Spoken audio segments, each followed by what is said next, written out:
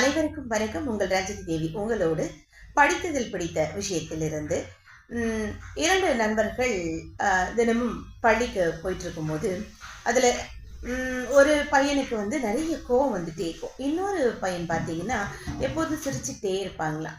அப்படி ரொம்ப நாட்களாக பள்ளிக்கு சிறு வயதிலிருந்து அவர்கள் தோழர்களாக பயணிக்கும் பொழுதுல நிறைய கஷ்டங்கள்லாம் வந்திருக்கு. ஆனால் ஒரு நாள் என்ன அப்படின்னாக்கா, நண்பர் கேட்டானா, தினமும் நம்ம போயிட்டு இருக்கும்போது எவ்வளோ பேர் நம்மளை 2 பேரையுமே கிண்டல் பண்ணிக்கிட்டே இருக்காங்க, ஆனால் எனக்கு தாண்டா கோவம் வருது, உனக்கு ஏன் வரல அப்படின்னு நண்பர்கிட்ட கேட்டிருக்கான்.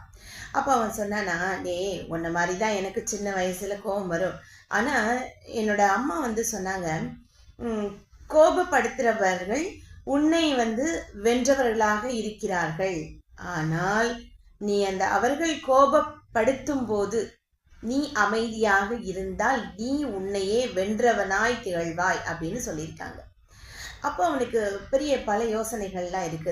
தினமும் நம்மளை கிண்டல் பண்றவங்க அவங்க அவர்களாகவே இருக்கட்டும் அப்படின்னு சொல்லிட்டு, நாம் எப்போவுமே கோவப்படக்கூடாது, நம்மை நாம் மாற்றிக்கொள்ள வேண்டும், அது நம் தாய் சொல்லை நாம் ரொம்ப மதிக்கணும் அப்படின்னு சொல்லிட்டு, இதெல்லாம் நல்லா அவன் அம்மா சொல்கிறத கேட்டுட்டு அந்த வழிபடியே நடந்திருக்கான். இதுதான் தன்னோட நண்பர்கிட்ட சொன்னான்.